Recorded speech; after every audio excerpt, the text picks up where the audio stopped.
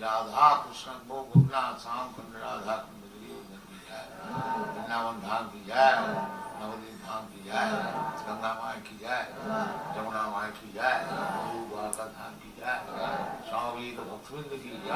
All glory to the all glory to the Thank you very much.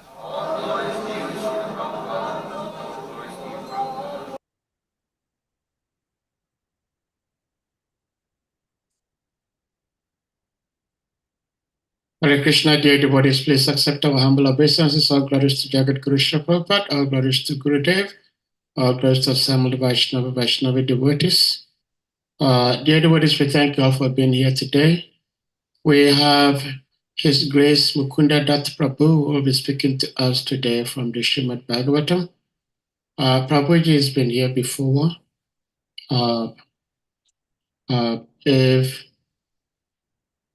If you may have to be reminded, Prabhuji is speaking from Sri Vrindavan Dham, and specifically he is the Pujari of Sri Vrindavan Dham, and therefore Prabhuji is quite a busy individual, but fortunately he's had time for us to be with us today, and so we encourage the devotees. There isn't many devotees here at the moment, but definitely they will be joining very soon. That the devotees pay very much attention, and at the end of the class, definitely we're all going to be nourished by his message. Hare Krishna. So without further ado, Prabhuji, thank you so much for being here again. Hare Krishna. Hare Krishna. Yeah, Hare Krishna Africa truly appreciates your love and participation today. And we may put a verse on the screen and you may take it over from here. Hare Krishna. Fine. Hare Krishna. Hare Krishna. Thank you for inviting me. You're Hare welcome. Krishna. Hare Hare Krishna. Krishna. And so we will chant the verse together. I will chant and then you will repeat one time, or I should just read and then give the word for word, just word for word, I guess, huh? You may chant the sloka without us repeating, because if devotees repeat, it creates a lot of distortion. Okay, fine. So yeah. I will just chant the verse and then I will do the word for word. Yes. And then translation and purport. Yes. Then I will say a few words. Hare Krishna. Okay, fine. Okay. Om Namo Bhagavate Vasudevaya. Narayanam namaskritya naram chaiva narottamam devim saraswatim vyasam tato jayamudire. Ete chamsa kalapum sam krishnastu bhagavan sayam indriyar vyakulam lokam ridyante yuge yuge. Nama sankirtanam yasya sarva papa pranasanam pranama dukkha samanastam namami harim param. Hare Krishna, dear devotees, we are reading from the Srimad Bhagavatam, second canto, 9th chapter, text number 20. Answers by citing the Lord's version. So Brahmaji, the most qualified person, individual in the universe in regards to the ability of the work of creation, and also, of course, giving some instructions to different personalities. So he is asking, being blessed by the Lord, so much so that the Lord is shaking hands with Lord Brahma. So Brahma was, of course, very much pleased after having performed tapasya for 1,000 years, celestial years, and so being able to see the Lord before him and shaking hands with the Lord. So he glorified the Supreme Personality of Godhead, and then he had some questions also. And the Supreme Personality of Godhead, very pleased with him, so is replying and giving him very important knowledge, which will be actually in this chapter. In this chapter, text number 33 till 36, after only 13 verses, these are known as the Chatushloki Bhagavat, the 4 essential verses of the Srimad Bhagavatam, and dealing with the 3 subject matters of the Srimad Bhagavatam or any Vedic literature: Sambandha Gyan, Abhideya Gyan, and Prayojan Gyan. First, we must have some initial knowledge, understanding that the Supreme Lord exists, understanding that we are different from this material body, that we are spirit soul, and that we are in this material world, but we have to go to the spiritual world, which is the goal of life. And Abhideya, that is a process by which we can realize the subject matter of Sambandha Gyan, and by which we can advance in our spiritual understanding, in our spiritual development, and by which our love towards the Supreme Personality of Godhead is slowly but surely manifest.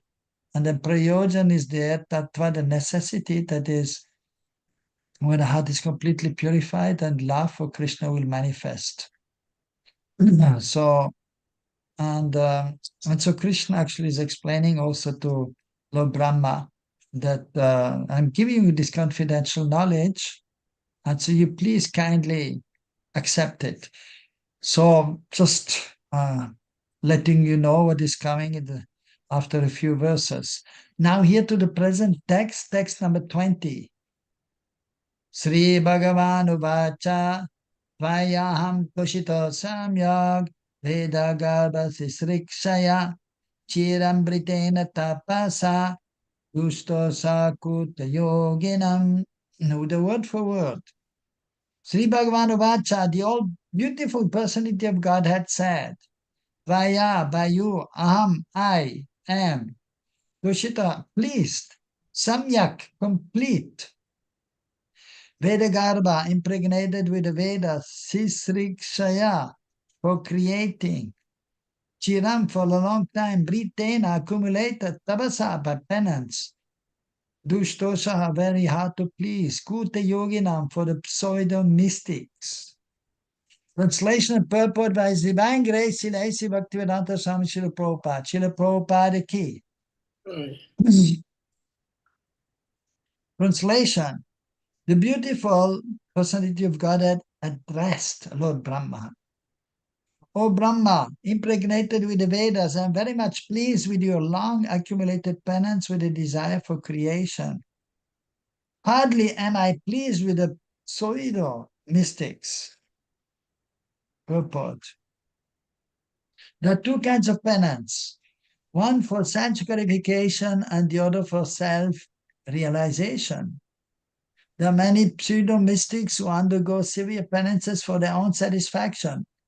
And there are others who undergo severe penances for the satisfaction of the senses of the Lord. For example, the penances undertaken to discover nuclear weapons will never satisfy the Lord because such a penance is never satisfactory.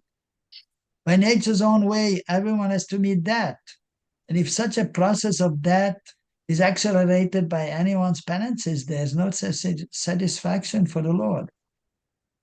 The Lord wants every one of his parts and parcels to attain eternal life and bliss by coming home back to Godhead. And the whole material creation is meant for that objective. Brahma underwent several penances for that purpose, namely to regulate the process of creation so that the Lord might be satisfied. Therefore, the Lord was very much pleased with him, and for this Brahma was impregnated with Vedic knowledge. The ultimate purpose of Vedic knowledge is to know the Lord and not to misuse the knowledge for any other purposes. Those who do not utilize Vedic knowledge for that purpose are known as Kutta yogis, or pseudo-transcendentalists who spoil their lives with ulterior motives.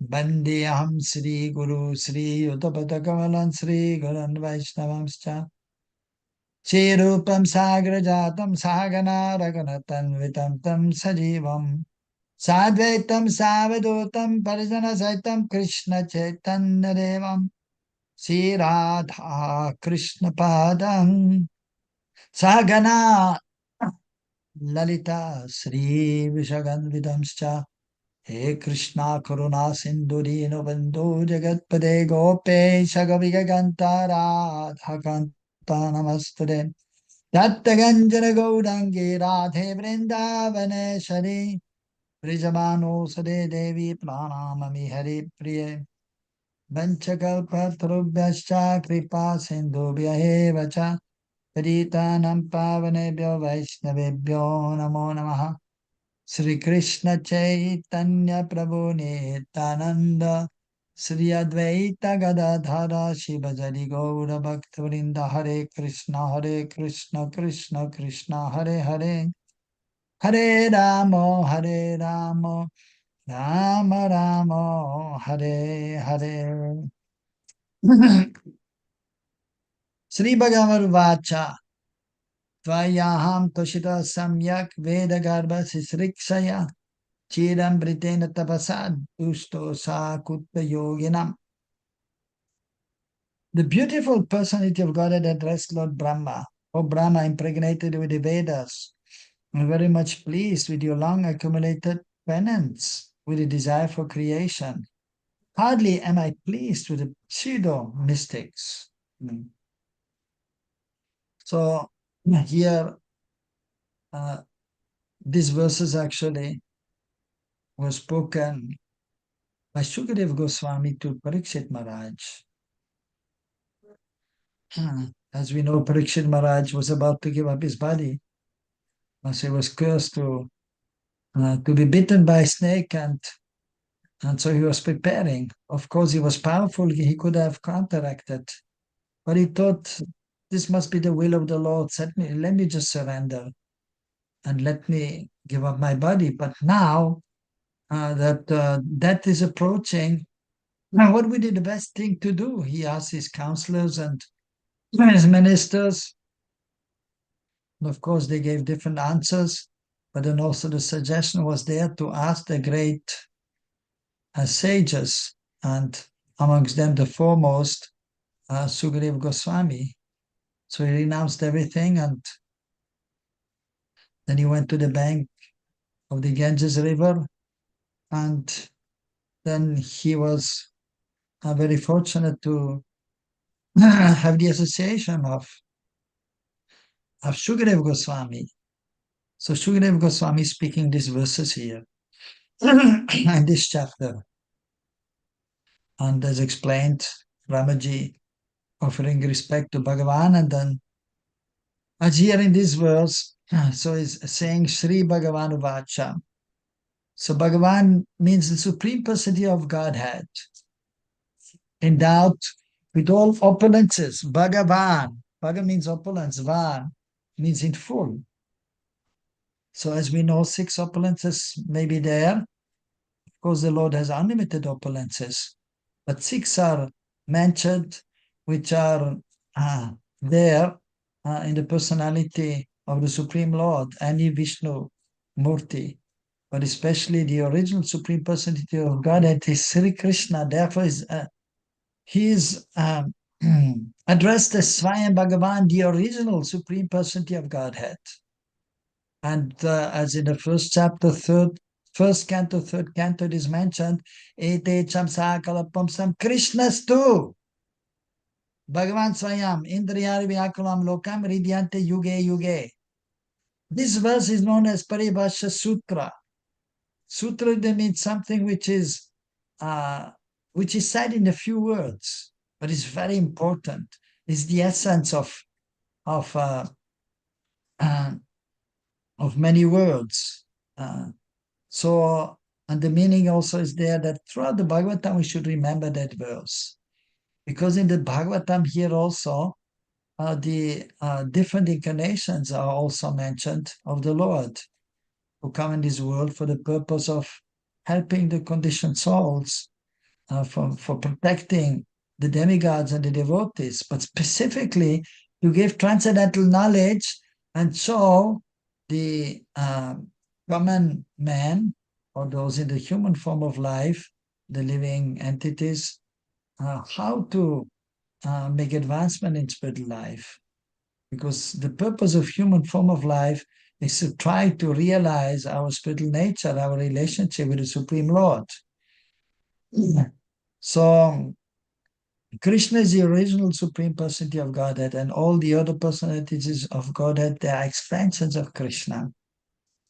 So Krishna is therefore addressed as Swayam Bhagavan, the original, Adi Purush, Mulru, Purushottam.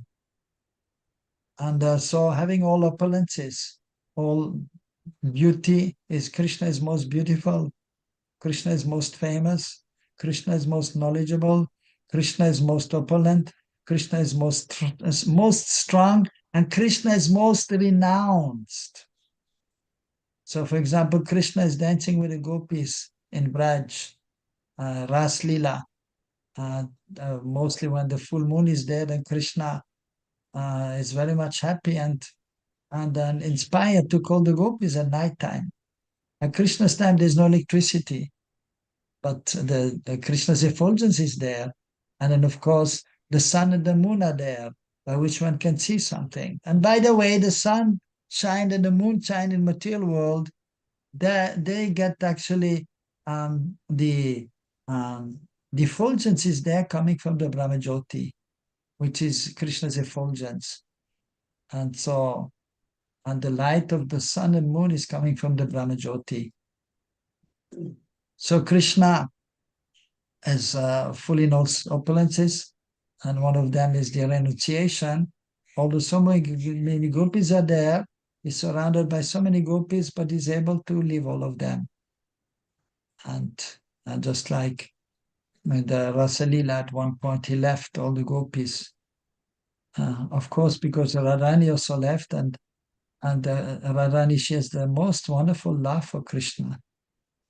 And so therefore Krishna is also sometimes conquered by Radharani's love, although his Ajit is unconquerable, but he's conquered, or he's reciprocating with his pure devotees, especially the Brijvasis, and amongst them the foremost are the gopis, and amongst the most exalted is Srimati Radharani. So even here it is indicated Sri Bhagavan Vacha. So Sri, according to Sanskrit, many words may have many meanings. And also for one object, for example, there may be many words. Like, so Sri has different meanings. So here, Prabhupada is translating the all beautiful. So Sri means beauty also. Sri also means the goddess of fortune. Sri also ultimately can mean Srimati Radharani, Sri Ji, like in Braj and Vrindavan, where Srimati Radharani is residing. That is, the place is known as Varshana. And there is a temple of Radha Krishna, Sri Ji Mandir. So Sri refers also to Srimati Radharani. And so Bhagavan, so the all beautiful personality of Godhead. Also it is mentioned actually that, of course, Krishna is all beautiful. But when the gopis are there, so Krishna, because of the love of the gopis, Krishna becomes more beautiful. And even we can see, for example, if one is not happy, we can see on his face. But when somebody is happy, he becomes more beautiful. When somebody is smiling, he's very beautiful, or she also. But if somebody is sad or angry, the beauty will not be so much there in the face. Of course, in the transcendental realm, even if Radharani is showing transcendental anger or Krishna, then still they're beautiful. But so the point is that Krishna is most beautiful, but when the gopis are there, that is enhancing his beauty. So Sri Bhagavan Uvacha, so the all beautiful personality of Godhead is addressing Lord Brahma.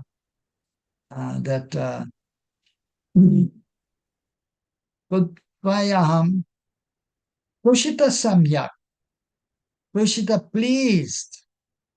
And then here also the word Samyak, complete. I'm completely pleased with your penance. Tapasa, Chiram, for a long time you have been performing tapasya. So that is actually very important here. That the first line, Vayaham Pushita Samyak. That so we are in this world, of course, in the spiritual world, they're all the inhabitants of Goloka and Vaikuntha, they're always pleasing the Supreme Lord. And in this material world, so the conditioned soul, when he's coming to spiritual life, he has to try to please the Lord, naturally. And then, so we are trying, and we're trying under the guidance of the spiritual master, we learn how to please the Lord instead of pleasing ourselves or pleasing somebody else, which is there in the material world. Everyone is trying to please himself, or maybe a man trying to please his wife, also his children. But hardly anybody is interested in pleasing the Lord. But then those who are fortunate, they will understand that actually we are meant to serve the Lord, and we are meant to please Him. Haritoshanam. As it is explained, Varnashram, you're supposed to follow Varnashram.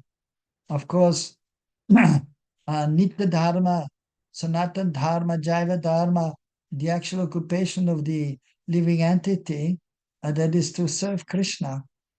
At the same time, in this world, we have to act according to Varna Ashram also.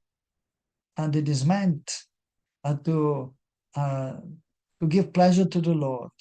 According to one's psychophysical nature, one has some abilities, and that should be there, ultimately engaged in the service of the Lord. It may be, of course, not always directly, but somebody, for example, has to work. But then in the morning, he should do his devotional practices, and then he's able, even while working, to remember the Lord, and then the fruit of his work that he will offer to the Lord, at least some part of it. Or he may, if one is surrendered, he will offer everything, but then, of course, because he will have deities at home, a devotee usually. My dear Lord, so this is my earning, here I will give it all to you. Because Krishna is reciprocating, and he will tell his devotee, thank you very much, but you're a family man, take care of your family also. So use the money for the family also. Because the devotee is surrendering everything, the money, the house, the family, everything. And Krishna is reciprocating, the Lord is reciprocating. So Toshita Samyak, so we have to try to please Krishna, Krishnendra Priti, the senses of Krishna, not Atmendra Priti, our own senses. And then so pleasing, that is one word, and then the next word, Samyak, complete. Completely, not just partially we should satisfy, but completely. And now, for example, the Yuga Dharma is chanting the holy names. The Maha Mantra, Hare Krishna, Krishna Krishna, Hare Hare, Hare Ram, Ram Ram, Hare Hare. So here also we say, we do japa, of course, of the holy name. Individually we chant. And then also we do kirtan, together with the other devotees, Sankirtan, together glorifying the Lord. Now, Bhaktisiddhanta Prabhupada has explained also what is one meaning of Sankirtan. Samkirtan. Samyak Rupina Kirtan. As the word here, Samyak, complete. Samyak Rupina Kirtan, to be completely absorbed in Kirtan. That is Sankirtan. It may be Harinam Sankirtan with many devotees, or even it may be japa. And we should be completely absorbed in our japa for the pleasure of the Lord. And verses are there also. Padita Pavana Nama Nistarayana Radamaha. Radha Krishna Surupaya Chaitanyaya Namo Namaha. So, Chaitanyaya Namo Namaha. We offer obeisances to Mahaprabhu because he has given the holy names, and by his mercy we can chant if we take shelter of him. And then, so in this verse, it says, Patita Pavana Nam. Krishna Nam. Non different from Krishna. Nama Chittama Krishna Chaitanya Rasa Vigraha Punusura Nirmuktavinatvam Nama Naminaha. Rasa Vigraha, full of transcendental melodies there. And is fully Krishna, fully conscious. Krishna Nam is Krishna himself. All perfect. And so Nama Chintamani Krishna. Patit Pavana Nam. So Krishna Nam is very merciful. Patit Pavan. Those are patit, fallen. Pavan, he will purify them. If you're chanting the holy names, then we'll get purified because Krishna is there. He will cleanse our heart. Chetodarpanam ajanam. Bhavamada vigni narvapanam seyakaya ravachandrika vittaranam vidavadu jivanam.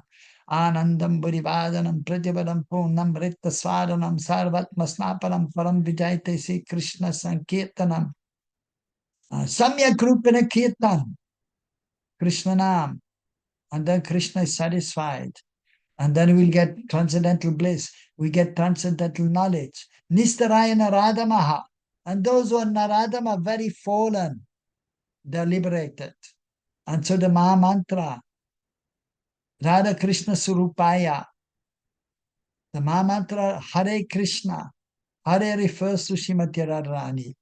Hara, who is stealing sometimes Krishna's mind by her love. And of course, Krishna means the Supreme Lord. Krishna, who is all attractive, bliss, attracting everyone by his wonderful pastimes and giving all bliss. And so, for the pleasure of Krishna, we should chant.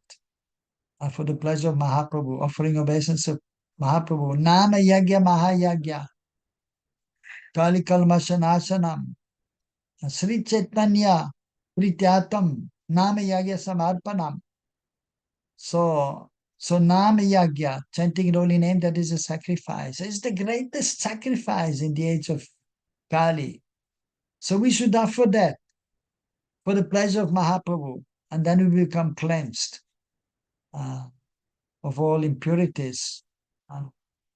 So, Samyak Toshita, we should try to completely satisfy Krishna. And so that can be done when we are absorbed in our chanting, when we are absorbed in our service, and when we have become freed from all the unwanted things in our heart, anarthas. When we chant without offenses, when we chant with some love and affection, when we are crying out to the Lord. So that is important, to try to completely satisfy Krishna. But as indicated here by Bhagavan, the Supreme Lord, and he's telling also that to Lord Brahma, you're Veda Garbha, you're impregnated with the Vedas. So he's blessed, Lord Brahma, with transcendental knowledge. And therefore he was empowered by the Lord to Sri Srikshaya, to create. He's the secondary creator that we have to understand. The material world is manifested by the Lord, by the Lord's will. And everything is supplied by the Lord, ultimately. But then, and he's also giving the inspiration to Lord Brahma how to do the things. And he's giving the knowledge. And so how to be, even while managing the whole universe, it is big job, not easy. But then still he's performing also some devotional service, Lord Brahma. And he's chanting Gayatri mantras. And he's sometimes chanting the holy names. And then he's offering obeisances to Krishna. And also is aware of Mahaprabhu, who is not different from Radha and Krishna. And so here, Chiram Britena Tapasa. So Chiram for a long time doing tapasya. So sometimes you're thinking, well, I've been chanting already since 5 years the Maha Mantra, and still I have so many unwanted desires in my heart. Tears are not coming from my eyes while chanting. The hairs are not standing on end. My voice is not choking up. What's happening? But 5 years is not much. So Lord Brahma, he was meditating for thousands of years. So we have to be patient. We have to be always enthusiastic, as Rupa Goswami says. Utsanishchadarya tatta karma pravartanat. We have to be enthusiastic. We must be fixed in the goal, in trying to attain the goal, which is ultimately attaining Krishna Prem, Braj Bhakti, following the footsteps of the eternal associates of Krishna and Braj. And then diarrhea, we have to be very, very patient. It will take some time to become completely pure. It will take time. But we have to tatta karma pravartanat, but we have to be continuously engaged in devotional activities, like chanting the holy names, serving the deities, hearing the Bhagavatam, or Bhagavad Gita, the scriptures, or studying the scriptures in the association of the devotees. That is absolutely required. And then giving up unwanted association of materialistic persons, even trying to be careful and not being with persons, even with devotees who are materialistic or devotees who are criticizing other devotees. That is asat sang. And that tyag, sangat tyaga, we have to give up unwanted association. And then satovrite, we have to be in the association of those who are transcendently situated. Sadhguru, the spiritual master, is transcendently situated. The advanced devotees, we should be in the association of the advanced devotees, and then we can advance more quickly. Prema bhakti yaho ityavidya vinashayate. So Krishna Prem is emanating from the advanced devotees, and that will come upon us if we are in their association, provided we are humble, tolerant, receptive, and respectful. So it is also important to be very patient in devotional life. And then in the last life here, Krishna is saying, the Supreme Lord is saying, Tushtosa Puti Yogina. So that Krishna is saying, I'm not pleased with the Kuta Yoginam, the pseudo mystics, those who are proclaiming to be devotees or proclaiming to be yogis or advanced. So that is also actually important even for us, trying to become devotees, as Prabhupada used to say. First of all, you become a gentleman or a gentlewoman, and then you can become a devotee. So devotee is not so, well, of course, as we know, different devotees are there, and but we are always respectful. We respect all the Vaishnavas. At the same time, it is mentioned that the first class devotees, second class devotees, and third class devotees. First class devotee Uttam Bhakta is chanting Shuddhanam, the pure name. And chanting the pure name, he can see Krishna and Krishna's pastimes. And he's fully realized. He knows his relationship with Krishna. And he can see Krishna's pastimes constantly while chanting the holy names. And if he's not seeing, he's crying in separation. So much so that tears are coming like torrents of rains. And he's calling down to Krishna, Krishna, Krishna, Krishna, where are you? So much so that Krishna becomes obliged to appear again because of his sincere crying out. So, but that stage, of course, that should be achieved in due course of time, but it will take some time. But first of all, we have to become free from the anattas. We have to become free from offenses, aparadana, and come to the stage of abhasnam. Abhas means it is a reflection of the holy name. It is not the pure name, but one is chanting, and on that stage, one is not committing any offenses. And because one has heard about Krishna, one has seen Krishna in the deity form, and also by some realization, and then one is serving Krishna. And then, so one is in contact with Krishna. But one may not be completely pure, but in Abhas Nam, then one will have a taste for chanting the holy names, Nam Ruchi. And there's a reciprocation with the Lord. And Bhaktivinoda Thakur, in one of his books, one book is known Jaiva Dharma, Jivka Dharma, Dharma, the religion of the soul, the occupation of the soul, the constitutional position of the soul, that is service to Krishna. Jivere Sopoi Krishnera Nityadas, we are the servants of Krishna.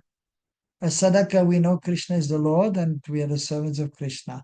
In more advanced stage, then we follow the footsteps of the Brijavasis, and then we can realize our relationship with Krishna as a Gopa or Gopi.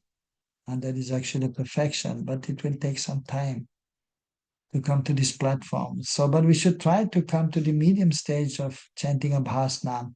It is a reflection of pure name. And Bhaktivinoda Thakur in that same book is writing that one who is chanting Shuddha Nam, the pure name, is a Shuddha Bhakta, is a pure devotee. One who is chanting Abhasnam, the reflection of the holy name, is Bhakta Bhas, is a reflection of a devotee. It's not yet a devotee, it's a reflection of a devotee. Now, what to speak of one who is chanting Aparananam?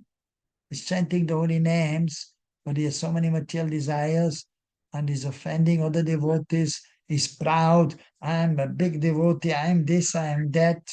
The ego is big. So that platform, one cannot really completely satisfy Krishna.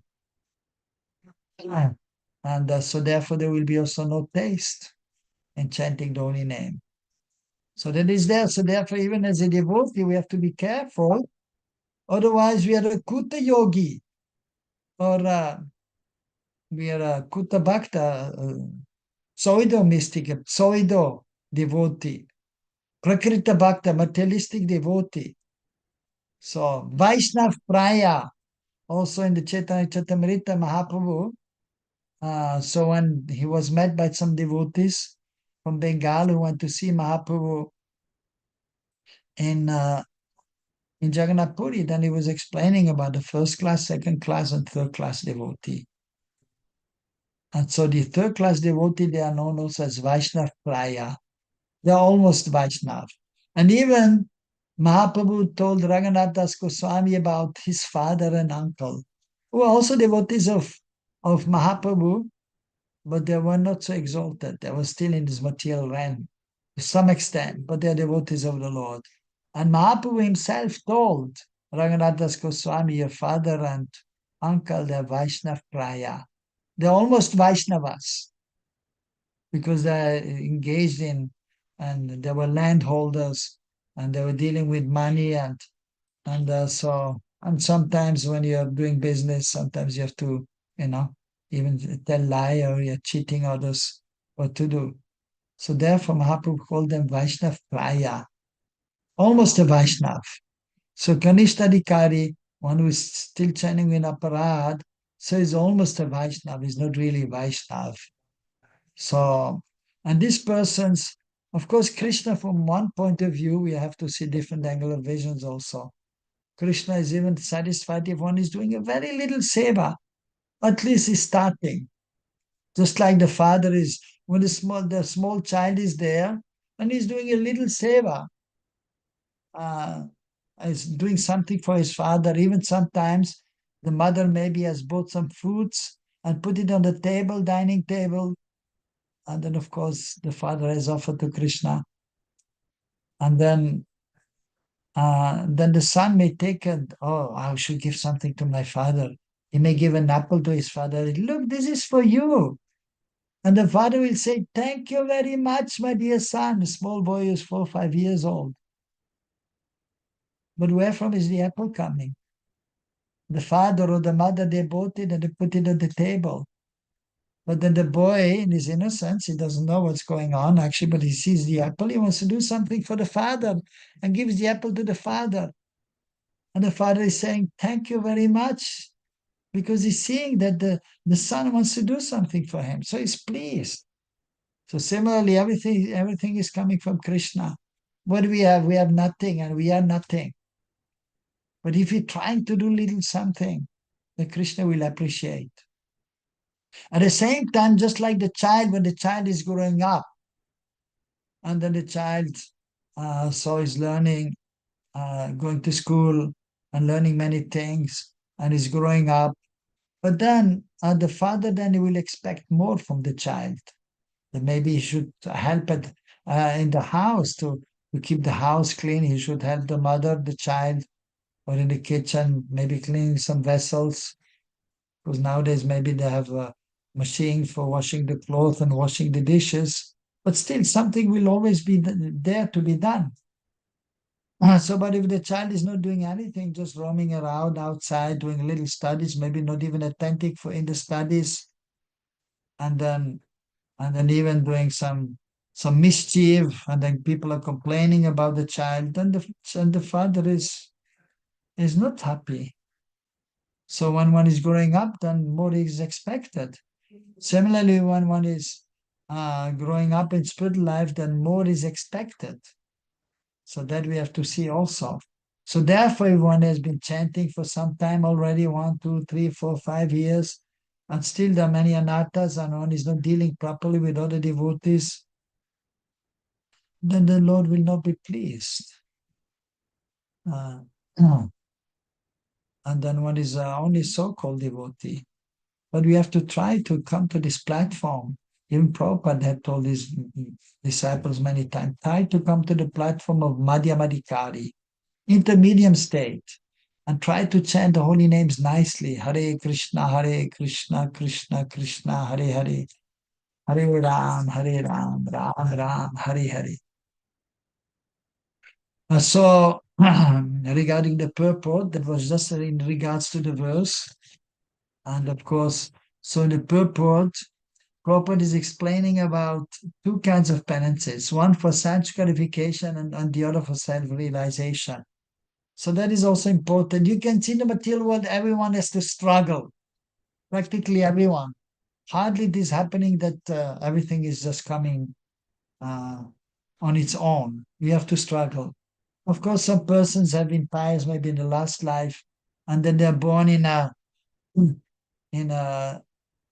rich family, royal family, and then, so to say, they're born, with a silver spoon, and they're fed with a silver spoon. Actually, even in India, usually, when the child is 6 months, 7 months old, they give the first grains, and that is usually sweet rice offered to the Lord. And they will always put the sweet rice to be given to the child in a silver bowl, and they give the sweet rice, the first grains, to the child with a silver spoon. That is the tradition in India amongst the cultured persons. And then, so of course, with Krishna in the center always.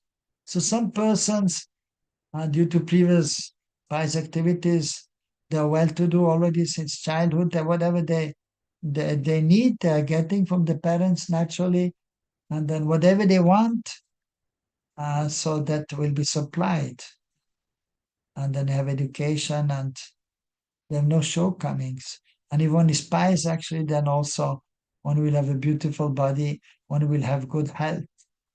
That is a sign of having been pious.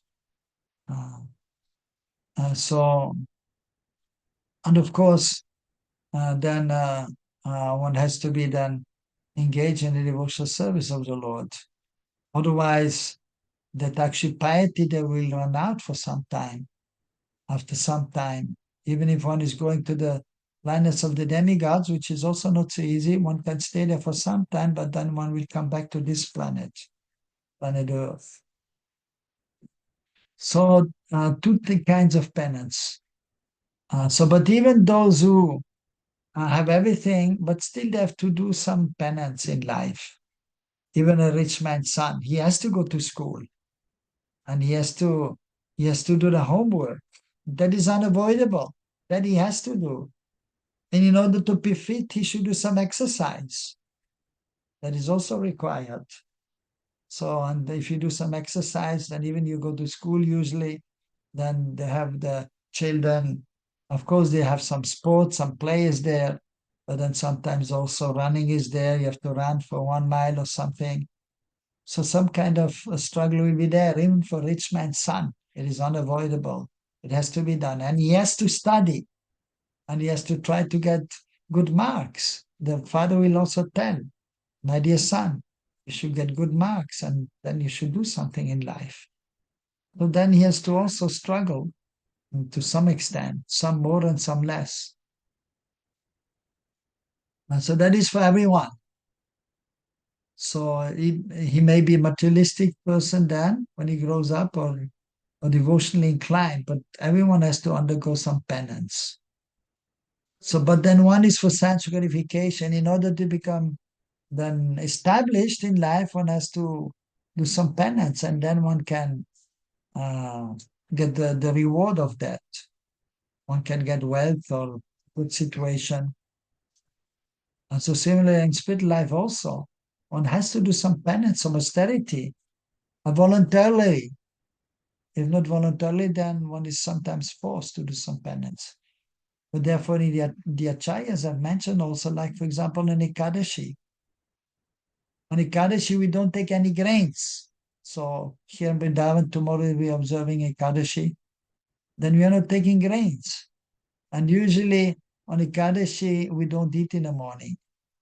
We fast half a day. And then also we should not eat too much on Ekadashi. We should not sleep too much. Even it is recommended not drink too much also.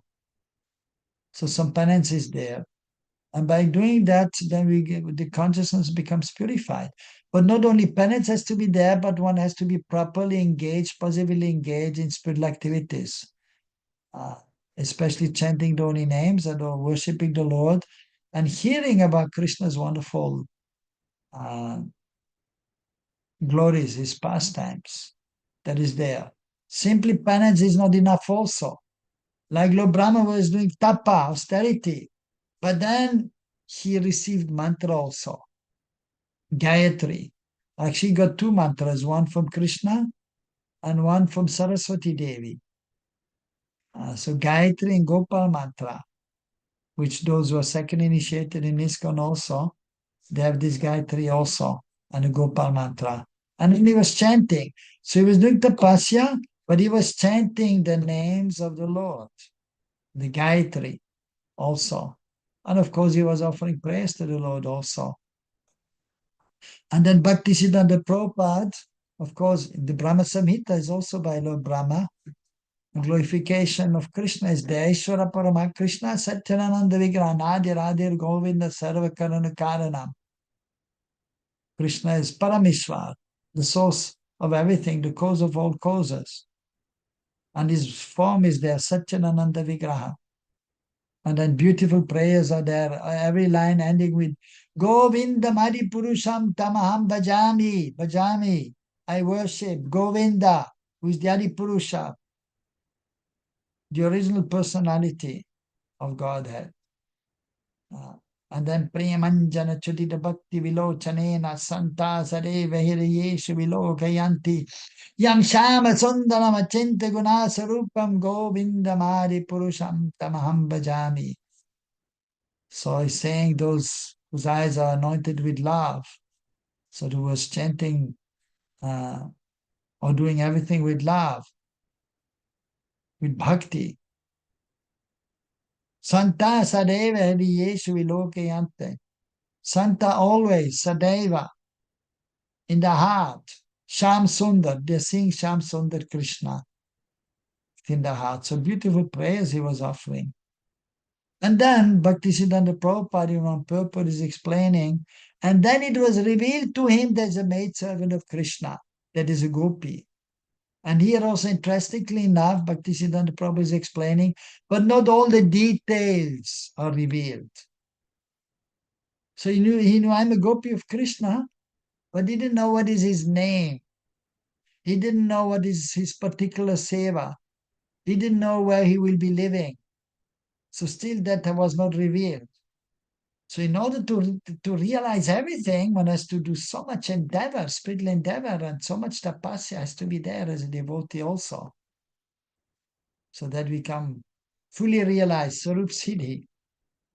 So Ramaji exalted, but not everything was revealed to him.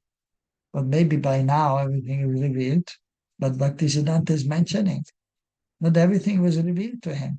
Maybe he has to still do some more tapasya and chant more. And then he will reveal, everything may be revealed.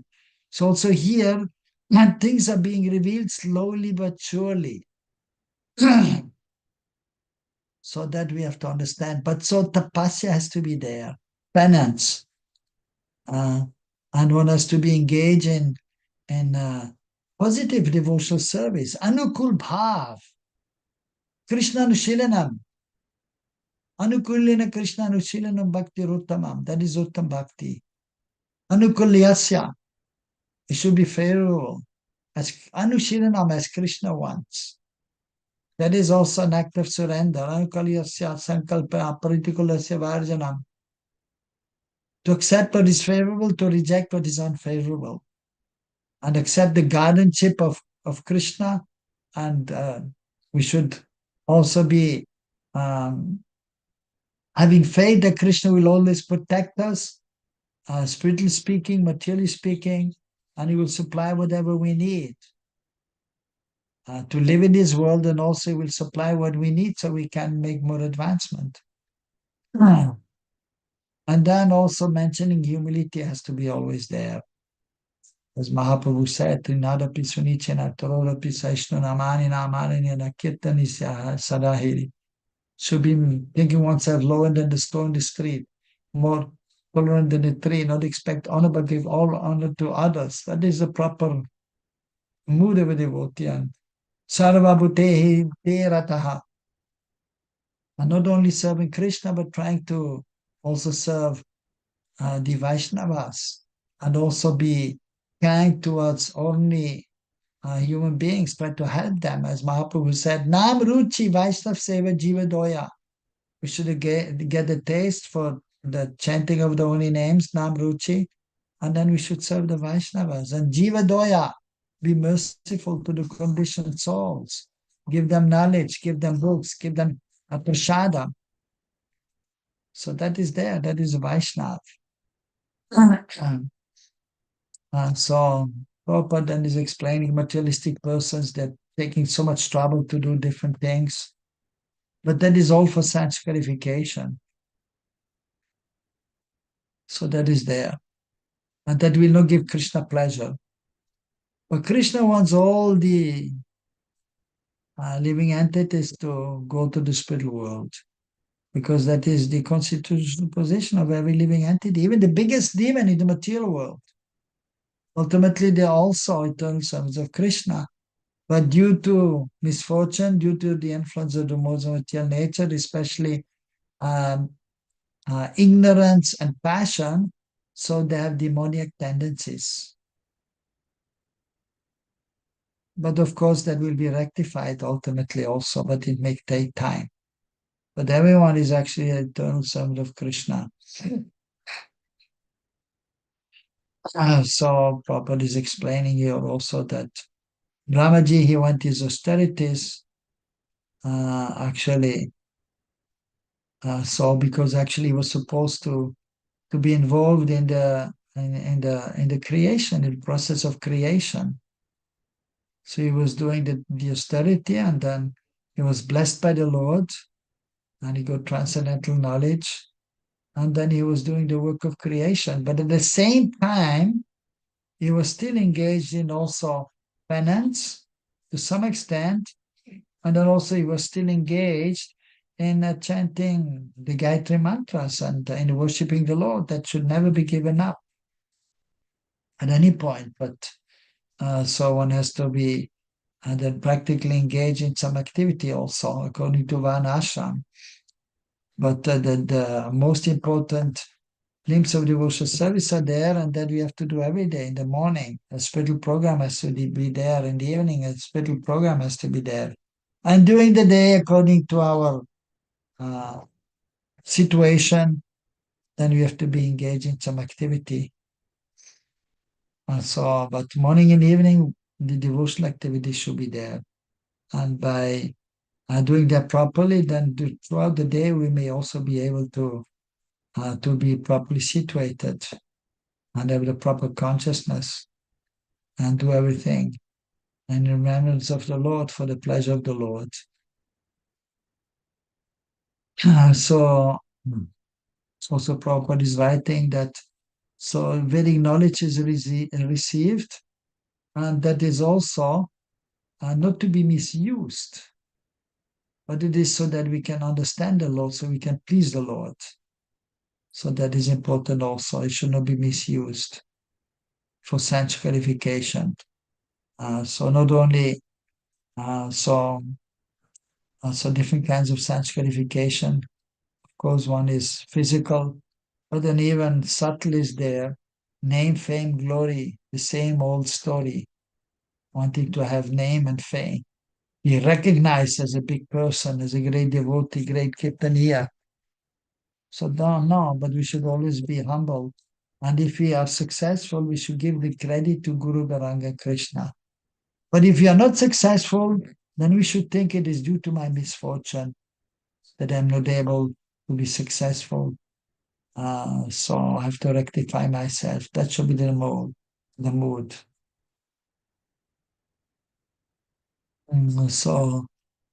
So that is the main thing of this verse, and also the purport, which Prabhupada is mentioning. So if you are not doing it properly, then one is a pseudo-transcendentalist. And then their life is spoiled, and the lives of others may also be spoiled. Sometimes some persons, they are just showing to be transcendentalists, but they are not. And they are misguiding other people also. But then their life is spoiled, and the other people's life was spoiled too. Like we know in this even recent past or decades, there were many yogis or even sometimes so-called bhaktas who gave some process, but not approved by the Vedic literatures, the scriptures, the spiritual masters. So, but we should form devotional service for the pleasure of the Lord under the guidance of the devotees who are experienced, who are advanced. And it should be according to the injunctions of the scriptures. Guru Sadhu Shastra.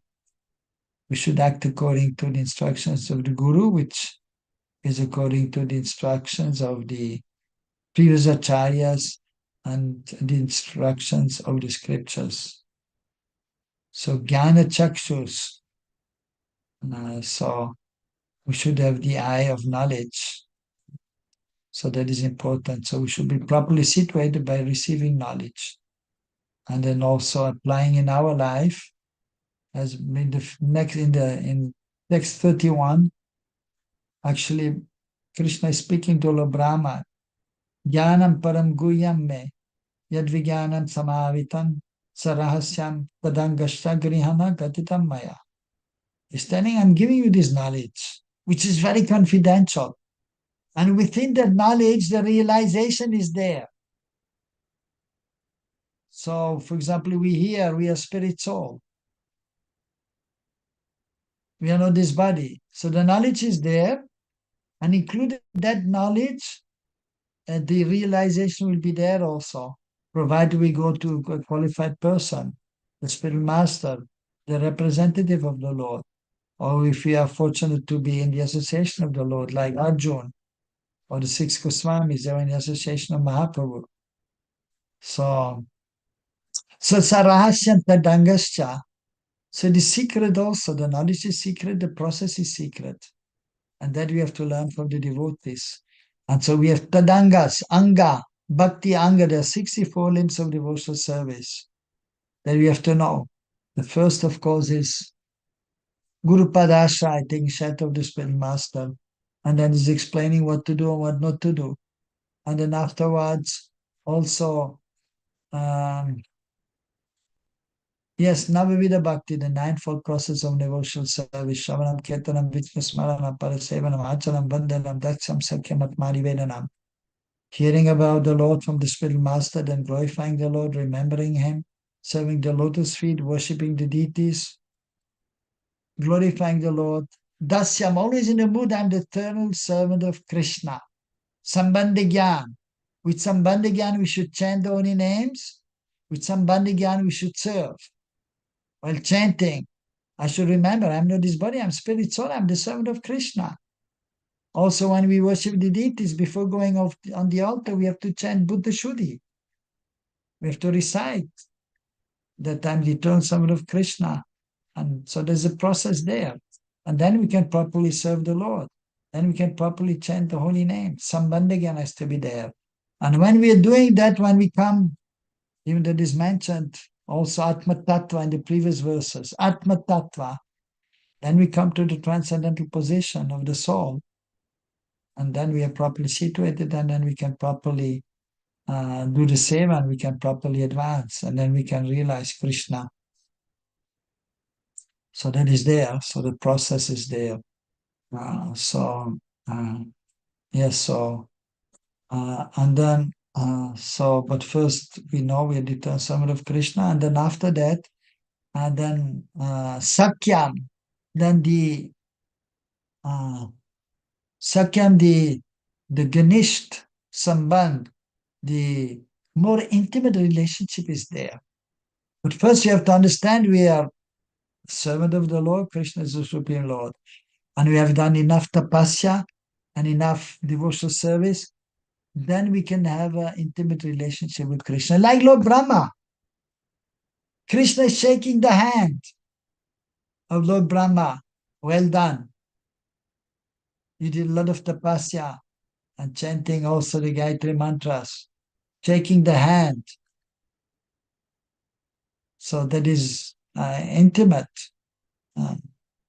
Shaking the hand of the Supreme Lord. Wow. That, of course, we want that also. Or even, of course, we want to be embraced by the Lord. Krishna Linga Vigraha. So the pure devotee, they will be embraced by the Lord. Krishna is embracing his friends. He's embracing the gopis. And the Mahaprabhu also in Gaulila embracing so many devotees. And then you feel so much ecstasy. So that is Sakyam. And then Atmanivedanam. Then full surrender is possible. In beginning stage, we are trying to surrender. But if you are on the modes of material nature, we have so many material desires, the surrender is not real. The humility is not real. It is kacha. It is unright. But we are trying to be humble. We try to have faith. We try to surrender. But only when we are actually situated on the transcendental platform, then Pakva Dainatva will be there. The ripe humility will be there, full faith will be there, and then full surrender is possible. So, but we try, Atmani Vedana, to be fully surrendered with body, mind, and words. And then with our own self, surrender to Krishna.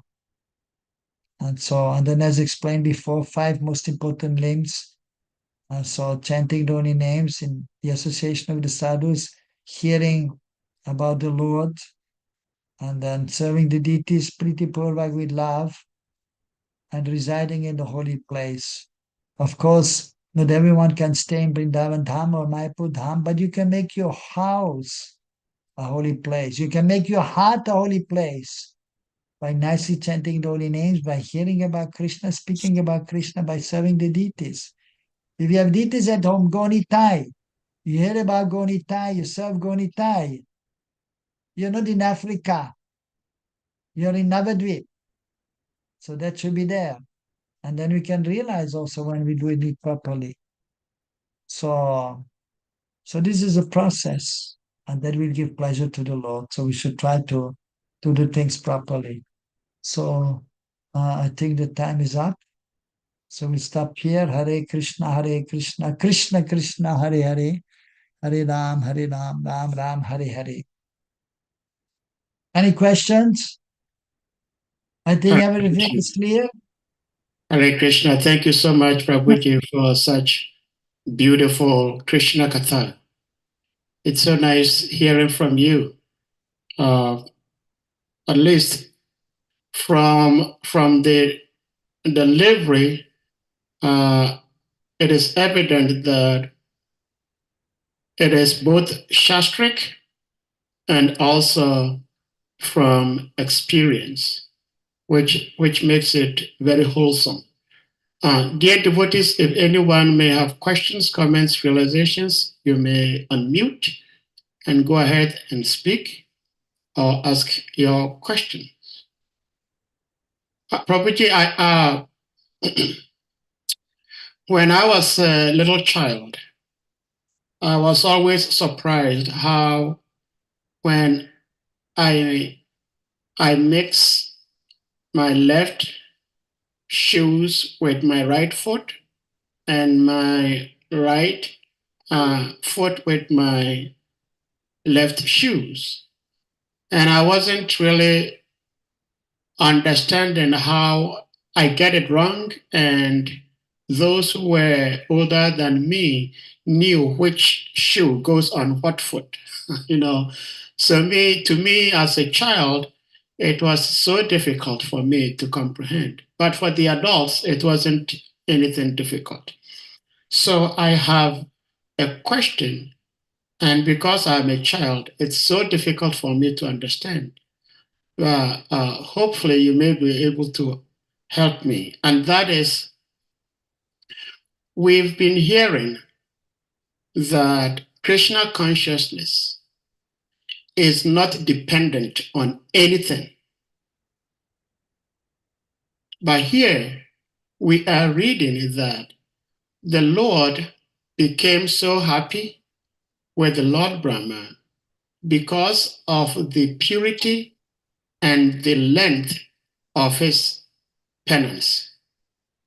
Yes. So, which means that the length of the penance, the severity of the penance, and the determination of the penance somehow moved the Lord to bless him. So that means that Lord Brahma's Krishna consciousness was dependent on how serious he was performing his penance. So I would like you to explain to me, what do we mean when we say Krishna consciousness is not dependent on anything, yet we're talking about Krishna consciousness requires time. You have to practice it, you have to practice it, and therefore someone who practiced it in his previous life and practicing it today may not be equal with somebody who is just starting to practice it today. If you can help me with this similar input. Yes. Yes. Yeah, so first of all, we understand that so Krishna is completely transcendental to this material world. Of course, even the material world is coming from Krishna, and that is inconceivable also. Krishna is always in Goloka Vrindavan performing his pastimes. But then by his will, sometimes the material world is manifested. And then now there are two kinds of entities, Nitya Siddha, Nitya Baddha. Those who are eternally perfect, always with Krishna, they're always Krishna conscious. Like Radharani, Lalita, Vishaka, Rupa, Rati, Manjari, Sudam, Sridam, Vasudam, and Madhya Yashoda, Nanda Baba, they're always Krishna conscious, they're always with Krishna in the spiritual world. And even when Krishna is coming in this world, so the associates actually they also come with Krishna. But by his inconceivable potency, Krishna is there always in this spiritual world with his associates, and then is manifested here also. And is taking birth also by his inconceivable potency, and the associates of the Lord also. And so, but it doesn't mean that Krishna is not in Golok, or the associates are not in Golok. They are there, but then they are here also. And in Golok, Krishna is always 15 years old. But he comes here is appearing as a baby. And similarly, the associates. So that is by his inconceivable potency. And so Krishna is always transcendental, even when he's a little baby in this world. And even the associates like Lalita, Vishaka, Sudam, Sridham, Radharani, the eternal associates, they are never conditioned. And they're always fully Krishna conscious. And they're never affected by the external energy, even being in this world. But they're not really in the material world. They're always transcendental. Because the Dham and the Lord in his associates, even when it is in this world, it is not affected by the material world. So nothing can affect Krishna and the eternal associates. So that we have to understand. Now others, for example, the conditioned soul, Nityabada, they are eternal sons of Krishna by nature, but they are conditioned. Even when the material world is not there, Nityabadas are there in the spiritual sky, but they are not serving Krishna. The Nityabada, since time immemorial, they are conditioned by Krishna's will. But the servants of Krishna, but they are not serving Krishna as per now. When the material world is manifest, they come to this material world, and then they're under the modes of material nature. But then, which is also mentioned, that is the purpose of this creation is actually to bring these conditioned souls to the spiritual realm. So then Krishna himself is coming and giving instructions, like Bhagavad Gita is coming as Mahaprabhu, even more practically showing how to engage in devotional service. And then the spiritual masters are there who are empowered to give this knowledge, and they're helping the conditioned souls. And then the fortunate conditioned souls who are in contact with the devotees, are in contact with the Lord, so then they can also become Krishna conscious. This is the difference. The eternal associates, and they're always fully Krishna conscious, and they're not dependent on this material world, they're always free. But the conditioned soul, they are conditioned, and they have to become free from the conditioning by being in the association of those who are liberated. Then slowly but surely, but this is the point, by doing penances and by engaging in devotional activities, then slowly but surely they become Krishna conscious. But that will take some time. When you have been in the material world since time immemorial and not being aware of Krishna, then it will take some time to be conscious of Krishna. Krishna consciousness is our cultivation. To be conscious of Krishna is a cultivation, and that you have to practice. And that is a gradual process, and that will take some time for the conditioned soul. But the more the conditioned soul is advancing, and it becomes more easy, and is more conscious of Krishna, and then is not dependent on the external things, and he may be affected a little bit, but not much, the more one is advanced. Is there in Krishna consciousness and is not affected by the external things which are there in the material world. But if one is not so advanced, then he will be affected. But to become advanced, he has to do some penance, and he has to be engaged in positive spiritual activities. Then he's becoming more and more Krishna conscious, and he's becoming less and less affected by the external energy. So that we have to understand. So is that giving some clarity? Is that clear? Yes, I mean, I have the answer is interesting in itself, because it arouses lots of questions. Okay. But I'll let Tribhuvanat Prabhu, who has his hand up, go. And Tribhuvanat Prabhu, please, you may unmute. And if we have time, I will revisit my question. Tribhuvanat, please unmute. Thank you, Sadhi Prabhu. Hare Krishna. Thank you. I accept my pranam. His Grace Mukunda Datta Prabhu ki jai. Jai.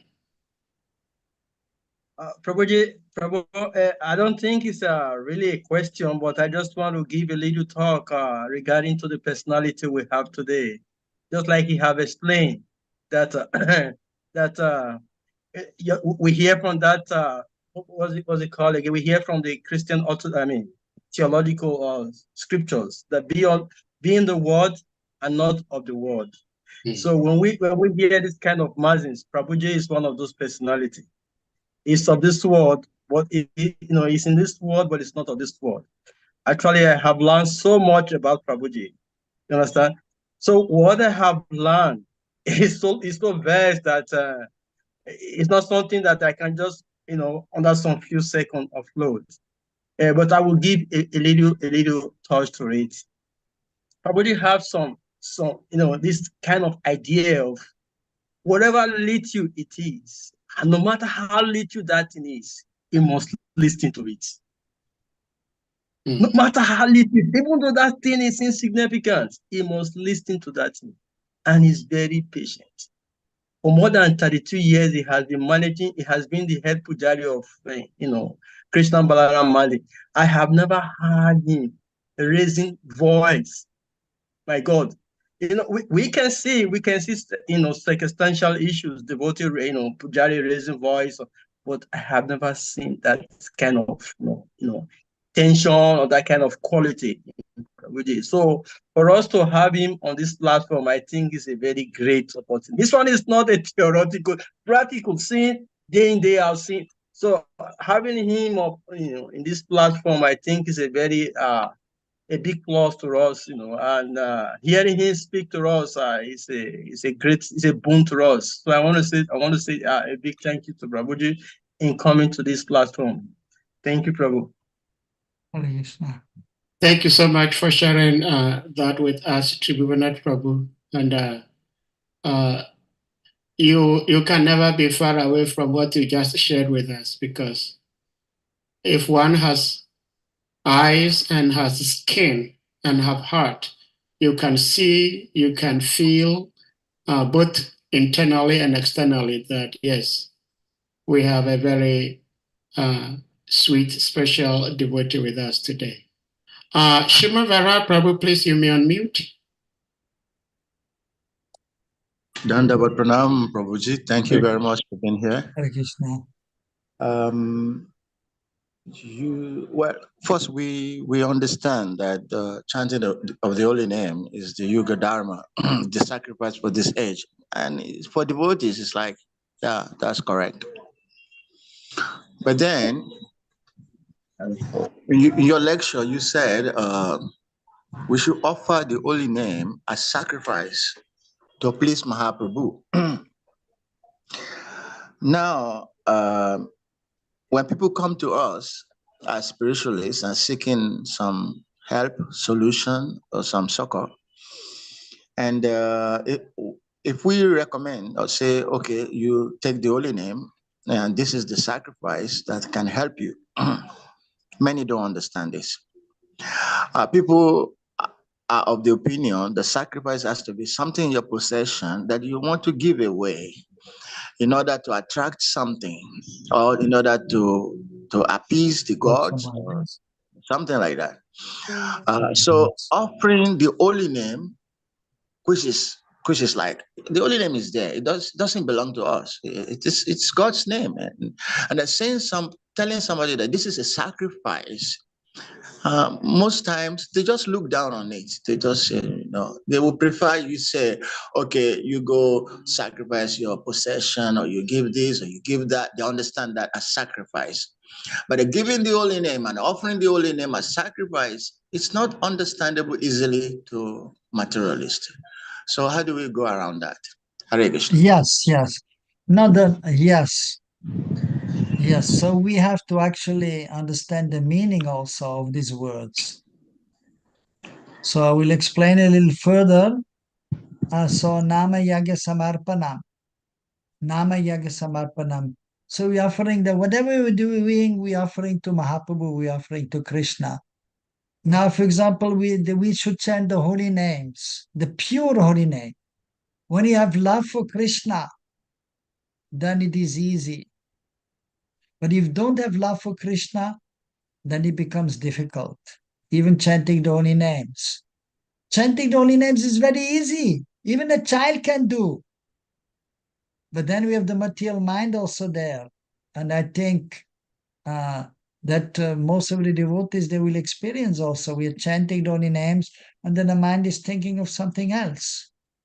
So that is not the proper way of chanting. We should chant and we should hear and we should be conscious of Krishna. We should remember Krishna, Krishna's pastimes actually. But in the beginning, it is not possible. So we have to practice to be conscious of Krishna while chanting and then all the time. And and in this way, it is a sacrifice that we try to chant, but it is not easy. But we have to control the mind, we have to control the senses. We have to sometimes, one is tired and one will not feel like chanting, but one has to chant. The mind is wandering here and there. If one doesn't have taste for the chanting the holy names, it is a kind of sacrifice. In this sense, it is a sacrifice. Also, for example, we're chanting the holy names, and the devotees, they're going in the streets and different places, and they're chanting the holy names, but the people are not even appreciating because they don't understand.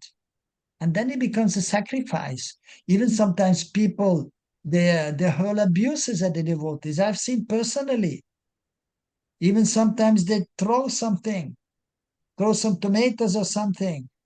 But still the devotees are going out. That is a sacrifice. Because the difficulties are there. If something is difficult, you do it, that is a sacrifice. So we're going out despite all difficulties. Even Haridas Thakur, he was going, they were beating him in different holy places. But he was doing the sacrifice because Mahaprabhu told him. And he was tolerating, they were beating him. So that is a sacrifice. To do it, despite all difficulties, despite all obstacles, due to the own body and mind, due to other living entities. So that is meant by the sacrifice.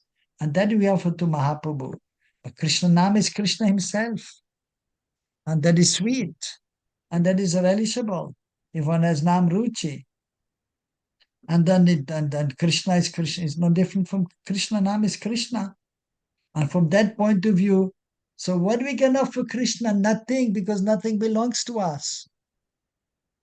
Nothing belongs to us. Krishna Nam doesn't belong to us. Krishna Nam is Krishna. But we're chanting the holy names because that will purify our consciousness. Even, for example, if one is going to the holy river, Jamuna or Ganges river, then those who are going, they offer respect to the Ganges river, Jamuna river. They take the water from the river that offer to the river. The water belongs to the river. The river doesn't need it. But we're doing. So that kind of activity, so that is known as a sacrifice. So we have to have the proper understanding. So some difficulties there, but still we're doing for our purification, for the benefit of others. So that is the meaning of yagya. And Nama Yaga Samarpanam. And the chanting of the holy names, it is a Mahayagya. It is a great sacrifice. So again, here yaga can have so many meanings, even the word sacrifice. So it may have different meanings. So sacrifice may mean that, yes, difficulty is there, but I'm doing it for the pleasure of the Lord. That should be there. Or I'm sacrificing my money for the pleasure of the Lord, or my happiness, whatever. So that is there. And then even there's another meaning of sacrifice, yagya. That is a fire sacrifice, we say. And Yagya Vishnu. We do yagya for the pleasure of Vishnu. And then we have the fire is there, and then we offer some oblations in the fire. And so that may be some austerity also. So we have to also properly understand the words and what is the meaning there. And those who are actually sensitive, those who are broad-minded, those who are respectful, and they will appreciate. They will see the good in whatever we are doing, whatever we are saying, and whatever we are expressing. They will understand. So the proper understanding has to be there. So if somebody is looking down, that is his problem. He doesn't have the proper consciousness. He needs to be purified in consciousness. That is clear. So the word sacrifice So there's nothing to look down upon that. And so we have to be positive. That is the point. If one is positive, then it is all right. And so I hope that is clear. Thank you, Prabhu. Thank you. Hare Krishna. Hare Krishna. Thank you, Shrimara Prabhu, for the question. And Mukunda Datta Prabhu, thank you for the answer.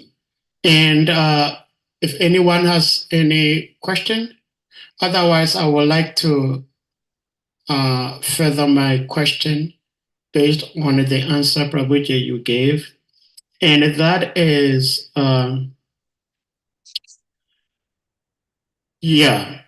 you were saying that the associates of the Lord, eternal associates, they are not affected by the external energies. Those who are the Nitya Bhadas, we are affected by the external material energies. I accept that, one, because you are saying it, and two, I've also heard from other devotees, and I've also read from the scriptures. Now, my question from that is,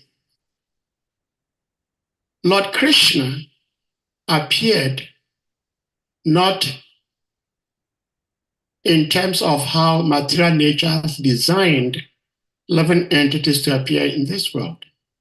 For us as human beings to appear in this world, we have to be given birth to naturally or by cesarean. Like a woman will give birth to you naturally, or if that is not the case, you get cesarean birth. Krishna did not have any of these, yet he appeared. Srimati Radharani did not go through either of these means of giving birth to. And so we see that, like you rightly said, Krishna always looked like a 16-year-old boy. He never grew past 16-year-old boy. But we see his eternal associates, like Bhishma Dev. He grew old, even though he was strong, but he grew old. He was somehow playing under the dictates of time. We see the Pandavas who are eternal associates, Kunti, eternal associates. They did not look like 16-year-old like Krishna looked. So I am saying that based on these examples I'm giving, that Krishna and somebody like Srimati Radharani, because they are Krishna, the material nature does not have anything to do over them. But anybody else get affected by material energy somehow. What do you say in that regard? Yes, very good question. And you are also partially right. So that is the difference between the Supreme Lord, God, and the Jiva. So the Supreme Lord is always completely transcendental and not at all affected. Like as you were rightly saying, Krishna, when he appeared not by normal birth or cesarean or whatever. And even when he was 225 years old, when he left this world, or when he was speaking Bhagavad Gita, he was 90 years old. But he was looking like a youth of actually 20 years old, something like that. That is true. And when he's there also in Dwarka, eternally and in this world, so that is his eternal age. And Braj is always like 15, in Dwarka is like 25. So, and so even Radharani, because Radharani is the Mul Shakti, the original energy of the Lord, she's also not at all affected by that. Always completely transcendental, and she doesn't grow old either. That we can never see. But now the associates of the Lord, when they come in this material world, so they appear to be affected by the modes of material nature. They appear to. And that is for the purpose of also teaching something to the conditioned souls. Like as you rightly said, Bhishma Dev. So he grew old. Even Rupa and Sanatan, they became old. Srila Prabhupada, he became old. And he was there before leaving his body, 80 years old. Old man, but completely transcendental. But he appears to be old because by Krishna's will, then his associates who are of the category of the jiva, so to some extent they are in this material world under the influence, it seems to be, but they are protected by the Lord. Even sometimes Prabhupada, he was there in front of the deities, sometimes he was crying, seeing the deities. Tears were coming like torrents of rain, even at the one Mataji in New York. She had told, she saw Prabhupada crying. These were coming like torrents of rains from the eyes. Even she was 1 meter away. It came to her sari. So very extraordinary. At the same time, Prabhupada grew old physically. But he was not affected by old age because he's realized. He knows, I'm Krishna's associate. He may be Gopar Gopi. Different devotees may have different realization. But he's there always with Krishna. But when in this material world, for the purpose of the Lord's pastime, like even Arjun, he's never bewildered actually, but by yoga maya becomes bewildered, so the Bhagavad Gita can be spoken. Similarly, the associates of the Lord, they undergo some transformation which is similar to the conditioned soul, but they are protected. Even one time Prabhupada is in front of the deities again and he was crying. But this crying was different. And one devotee asked him, Prabhupada, why you were crying in front of the deities? He's saying, I'm afraid of Maya. And I prayed to Krishna, please save me from Maya. So, but he will not fall down because he's protected by Krishna. But he can feel the material energy. Even Prabhupada in his youth, so he was thinking of getting married because that was just a normal thing to do for most of the people to get married.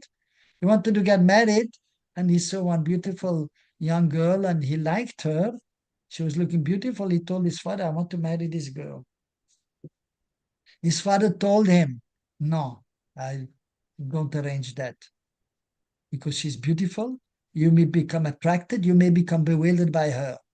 So he married him to one other girl who was not as beautiful. But she also became a devotee. She was devotee. So in this way, you can see that the pure devotee also, even Bhaktivinoda is saying that, that I have so many material desires. Please, Krishna, you save me. So they can see the Maya, they can see Maya. And little bit affection is, is there, but they are still transcendental and they are protected. But for the purpose of the pastimes to happen, by the Lord's will, it is happening in this way. That to some extent they feel something of this material world and they have to undergo old age. Krishna doesn't have to go, but the devotees have to undergo. Prabhupada was there in old age, he was feeling old age. And you cannot see properly, you have to have glasses. And then ultimately you have to give up the body. And Prabhupada was lying there on the bed. For a month he could not eat, but still he was not affected too much. A little bit he was affected, so that is there. So by the Lord's will, the pure devotees, they have to undergo something of this material world, but they are protected by Krishna.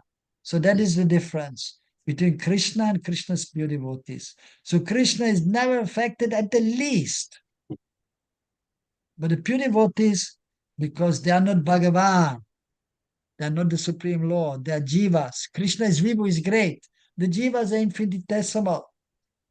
But they also empower the pure devotees, but still they have to undergo some of these changes which are there in the material world. So they have to grow old. They feel some hunger, some thirst, like that.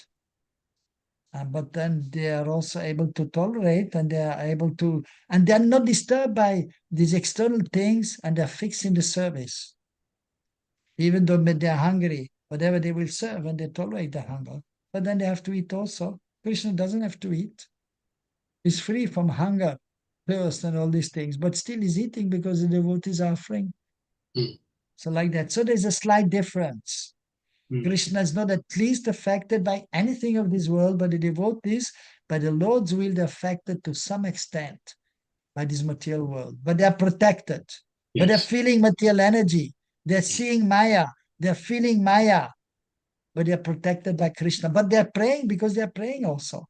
Yeah. And Krishna is protecting them. So that is there. Is that clear? Very, very clear. Okay. I truly love the answer so much.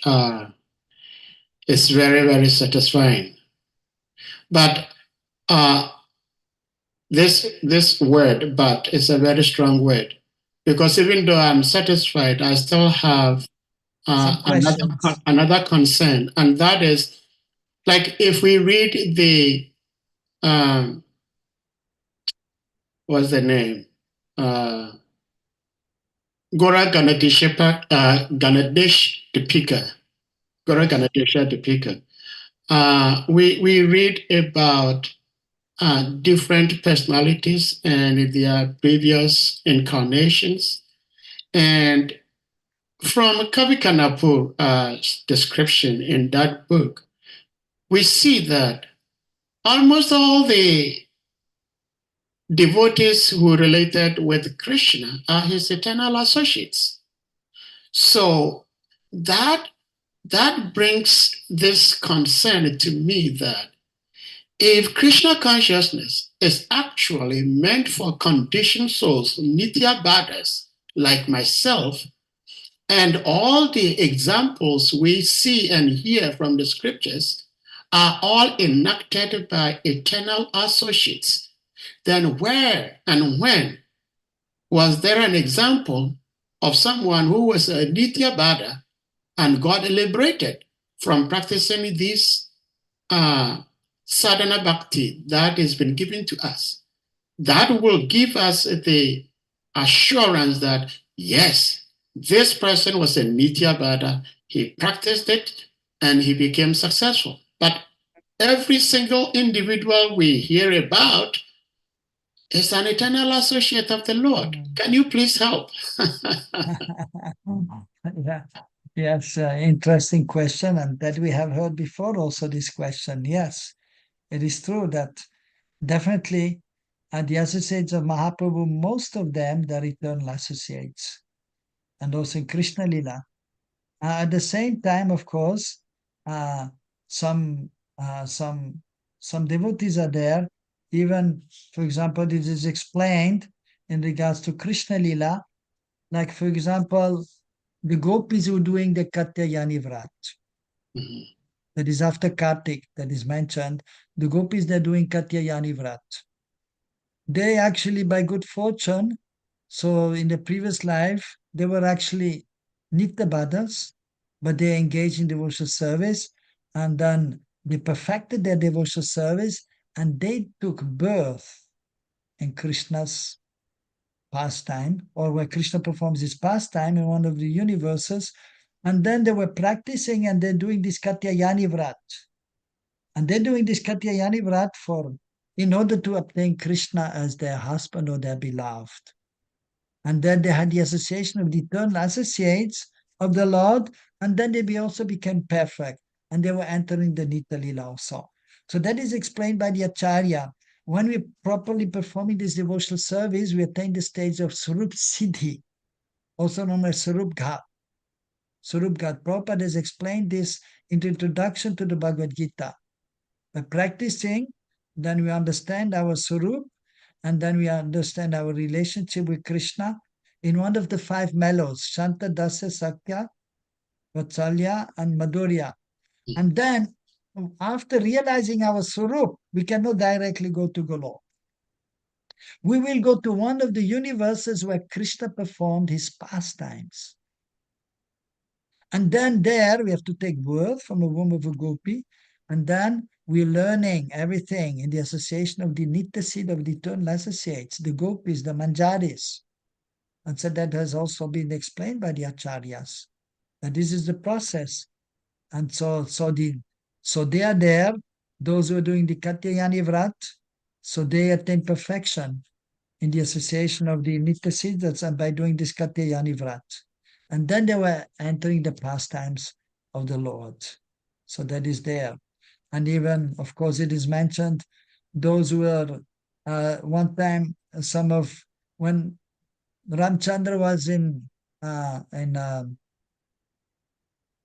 exile, he was in Dandak Aranya forest with Sita Devi. Then there were some munis there.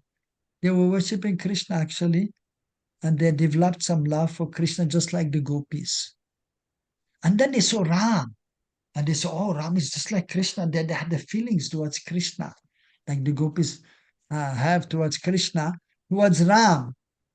And Ram, he understood, and he told them that, yes, I understand your desire, but I took the vow, Ekapatni Vrat, only one wife. But you're blessed, and in the next form I appear, then you will have my association, and you will be able to be with me and enjoy with me. So they also attain perfection. The sages in Dandak Aranya.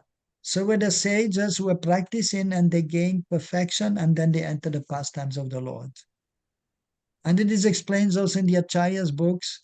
So these sages were there, and then even it is mentioned some others they attain perfection.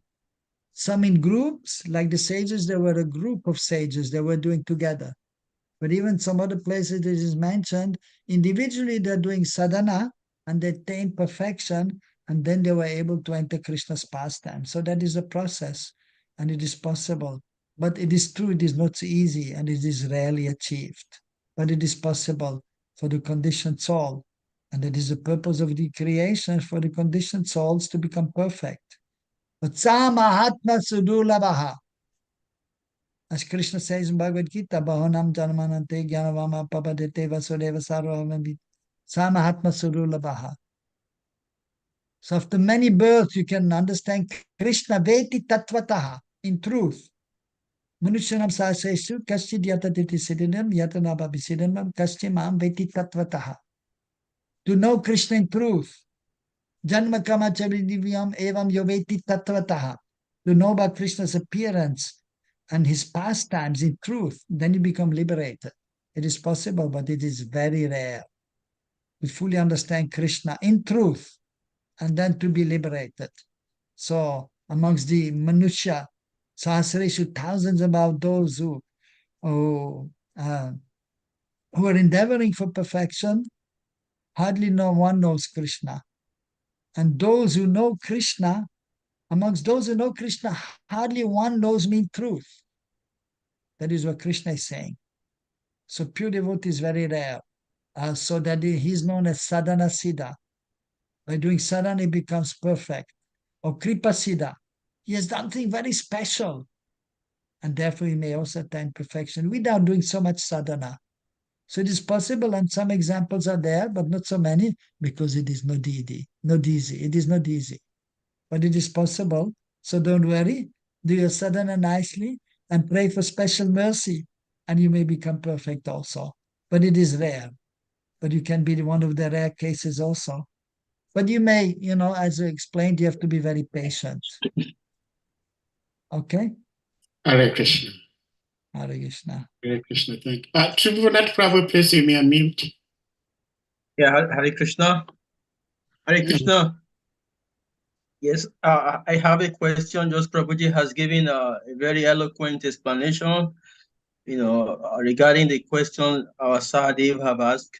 So Prabhuji, please, I would like you to respond to this question I want to ask, please. For many years, you have been managing the Vrindavan, ISKCON deity department. And from my experience, I have obviously, several times noticed, some challenging issue, both in the meetings, both I've seen how you respond to this, and I will give one instance. So after the instance, I just want you to encourage us. What are the practical tips you often use, to to save yourself without having, a reaction to this confrontation, a reaction to how people speak to you, a reaction to to different issues that would have raised passion, but still you curtail this thing as if nothing happened. Okay, let me give one example. So that we can learn from your experience, because it's also very experiential. It's also very Parker aspect of way of learning also. One time we were having a kind of Pujari meeting. Sadhe Prabhu, I would like you to understand what I'm talking about. When there is a meeting where there is superior, like Prabhuji is superior, and we also have other persons like that in the midst, and we have some subordinates like that. So one person is just in the midst of the meeting, say, "You, this man, you are not good, you are bad."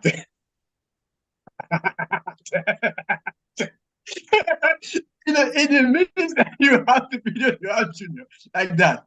One will, for instance, in Nigeria's House of Senate, if that kind of thing happen, you know what? People will use justice a symbol to fight themselves. so, so one will expect that where you have junior like that, different hierarchy, and somebody is being pointed to a superior like that. This man, you are not good, you are bad. It is bad man. So one will expect that Prabhuji will respond in a way that to like put himself in a. But I was surprised to my face. Do you know how he respond to this issue? Prabhuji just bend his head. There's a way he ties his head. It's called pagiri. So it's as if this pagiri gets loose. So he retied the pagiri again. The way he retired again. So he just as if nothing happened. So that was not enough for me. I thought that maybe there was something that happened that he didn't hear what the fellow said. We all heard what the fellow said, but we didn't hear what the fellow said also. So after the meeting, so I was still approaching. I said, how do you what was actually going on? What was wrong with that? He asked me, what was that?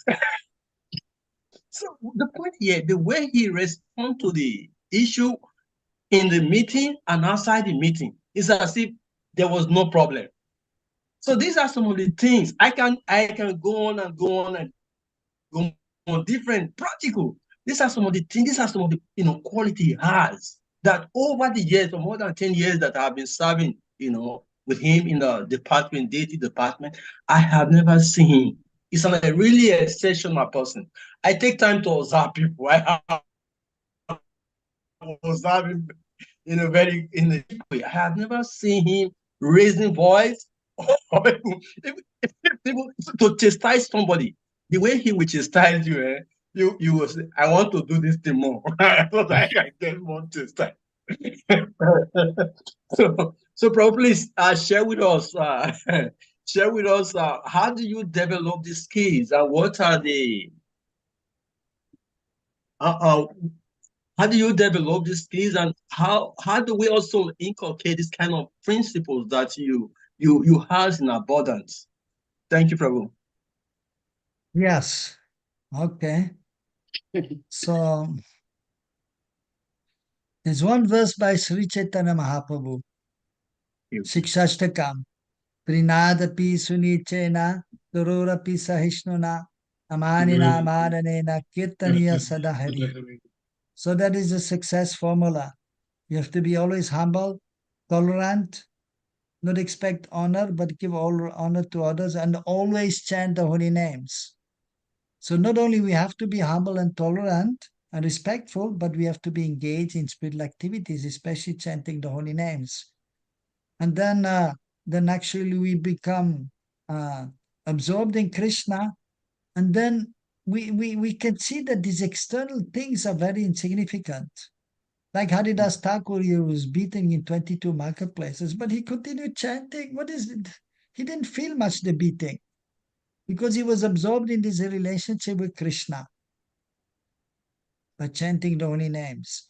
So if we are strong in our sadhana, in our devotional service, the chanting the holy names, serving the Lord, then we feel so much satisfaction from that. And we see this is the real life with Krishna in the spiritual world, or Mahaprabhu in the spiritual world. And this is just external, this is secondary. So then we get the strength to be tolerant, to be humble, and to face all the challenges and not to be disturbed or not too much disturbed. It's not that the devotee, even myself, I don't become disturbed, but I can tolerate the disturbance. And I remain calm. And then I just go on being, then of course, inspired by Chaitanya Mahaprabhu, by Krishna, in my relationship with them, understanding that all these things are eternal, external, and we should not take it so seriously. Because like Draupadi, when they were there and Duryodhana was trying to, telling his brother, you should take out, the cloth of Draupadi. And everyone was furious there, the associates of the Lord, the Pandavas, but they controlled themselves, and Draupadi also.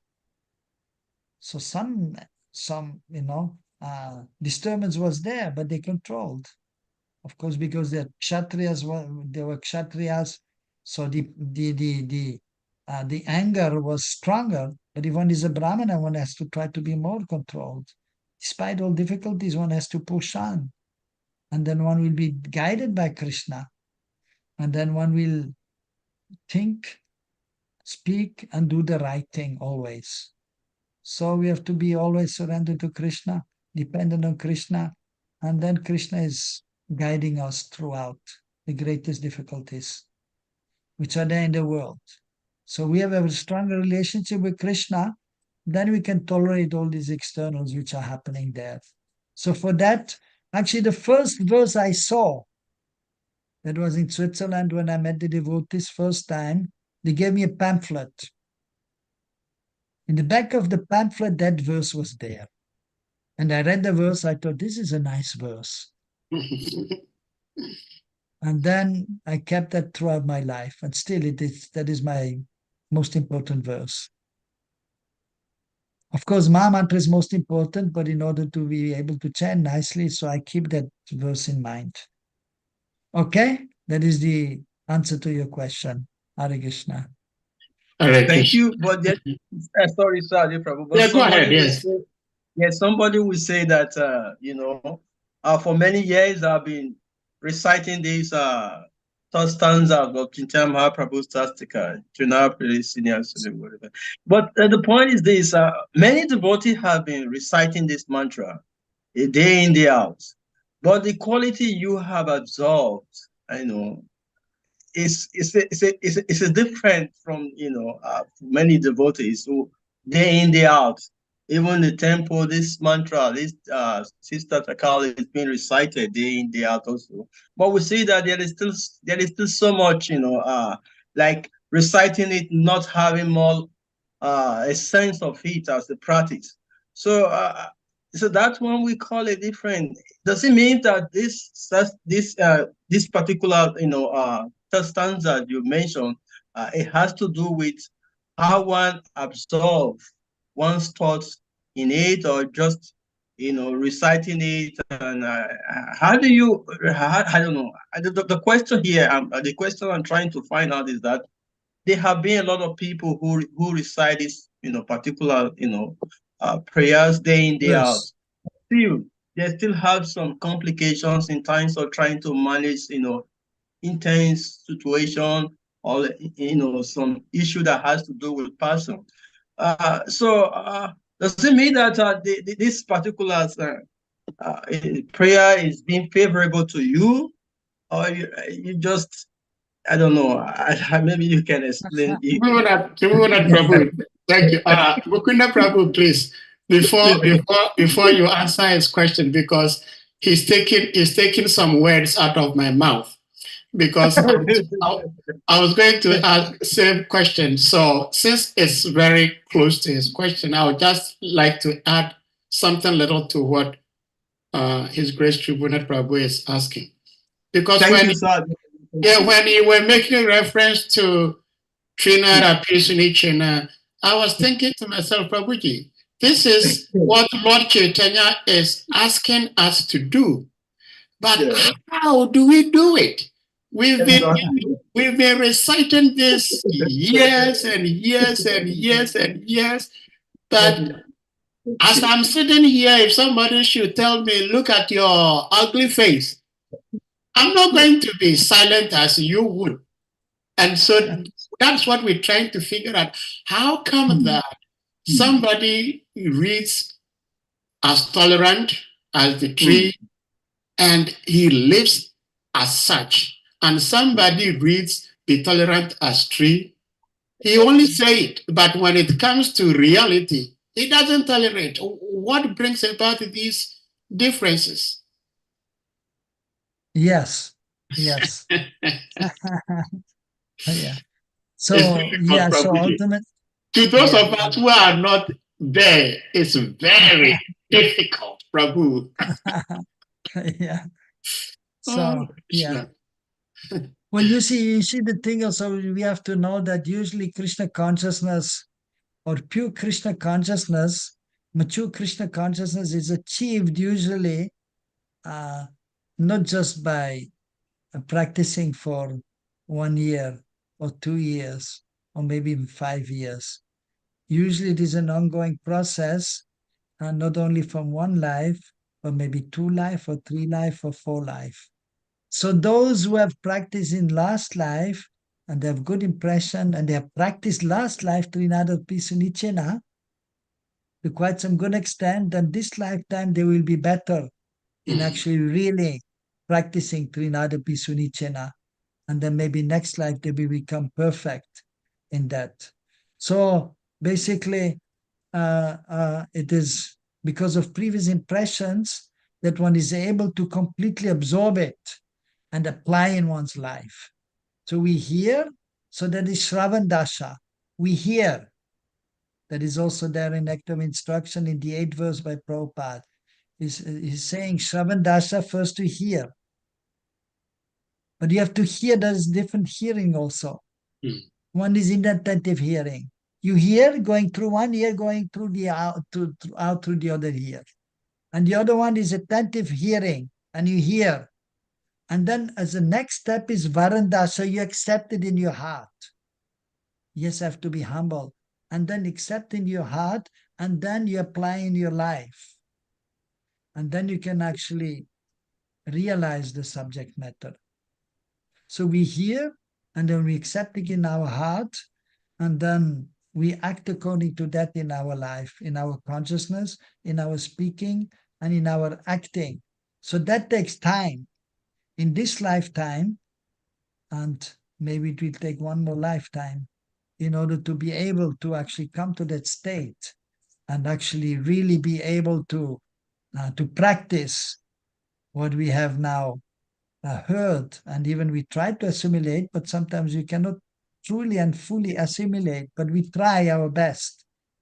Again and again and again, we're getting opportunity, so we try again and again and again. And then one day, we become purified, again there, by chanting holy names, that we can actually remain equiposed despite all the difficulties. And that is then realized. So there's one is Gyan, there is no knowledge. We have the knowledge, we know, but then we have to apply by engaging in devotional service and by satisfying Krishna, and then we can have the realization. And then, so then truly we can be humble. As explained before also, when you're in purified consciousness and you realize that you're not this body, you're a spirit soul, you realize your relationship with Krishna, then everything in this material world is secondary, insignificant. And then you can move it, then you can tolerate it when you realize. Then when you're really humble, you're really tolerant. And then you're really surrendered. So like that. So you have to constantly practice, and then one day it will happen. Jai. Hare Krishna. Jai. Okay.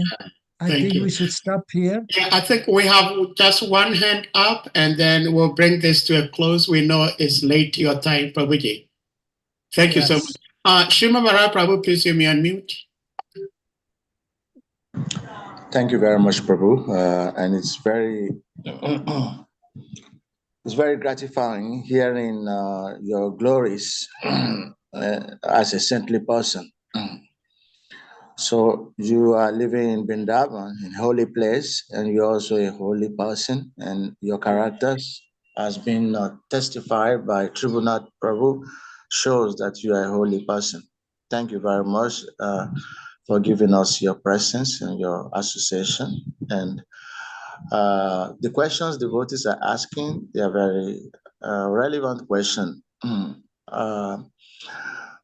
So I want you to just clarify some points on this same question.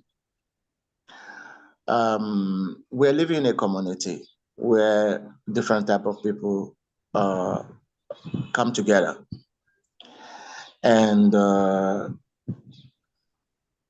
if you have a managerial role, even though you're a Brahmana, but you have a managerial role, you have to make sure that there's some rigor, some strictness, so that things go on properly.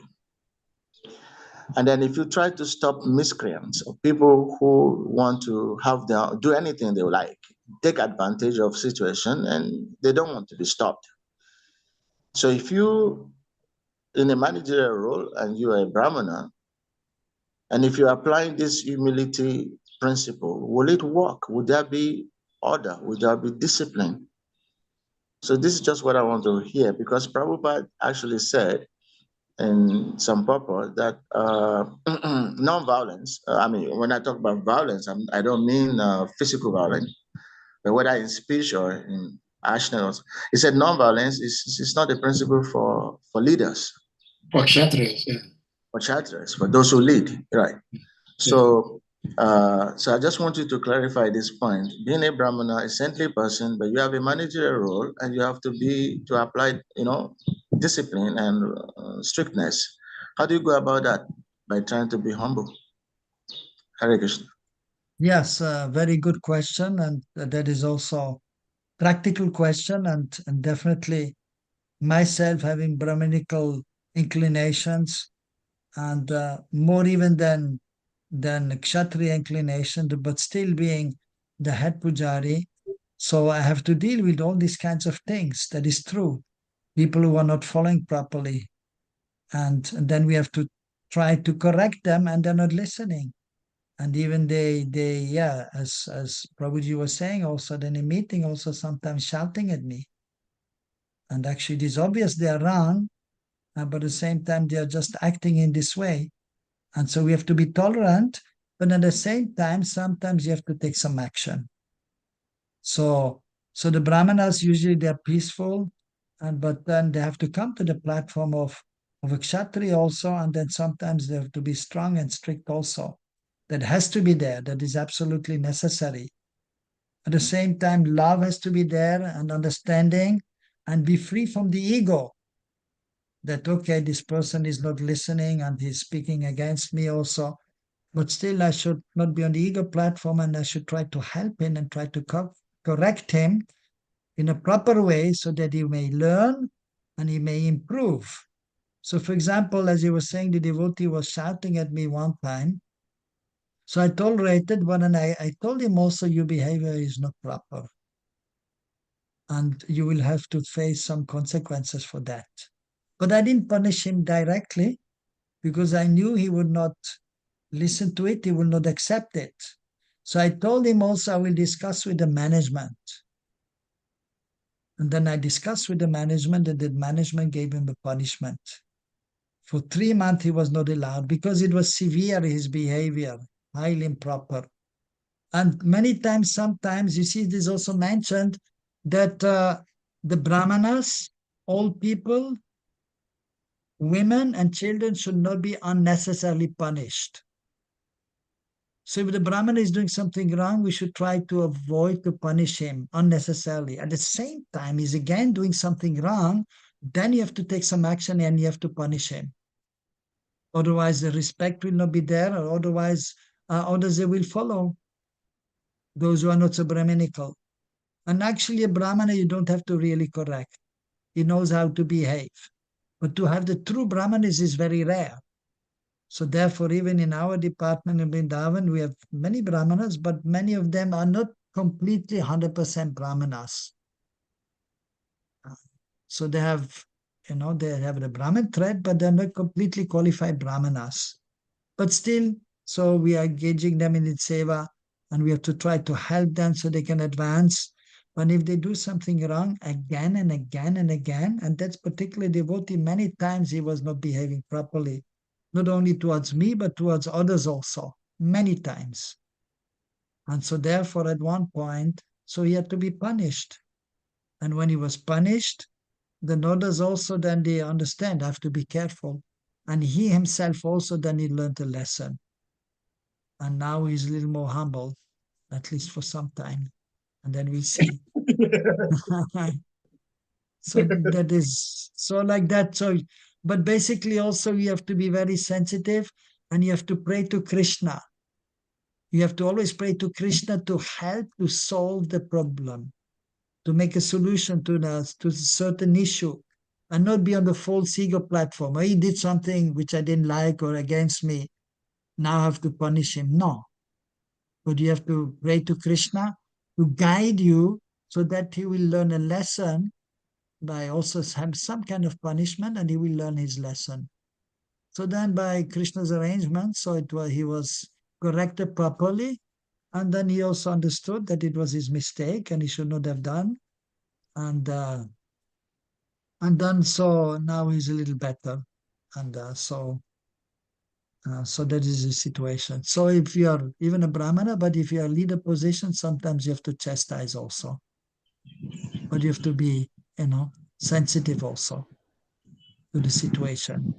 In regards to Brahmanas, not unnecessarily you have to punish them. But if they do again something wrong, you have to punish them also. Okay? Thank you very much, Prabhu. I'm very glad that you give this other aspect so that people don't think that chastising a devotee is an offense. Anyway, thank you very much. I'm very grateful to hear this. Hare Krishna. Thank you. Hare Krishna. Okay. Thank you so much, Mukunda Datta Prabhu. When you're eating something sweet or you're doing something sweet, you don't really feel the time. I didn't realize we've been here for over 2 hours. The association has been so nectarian, so sweet. I was feeling we've been here for like maybe just 20 minutes.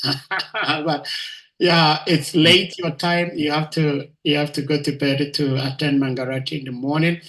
Prabhuji, sincerely speaking, we can't thank you enough for being with us today and of course all the time.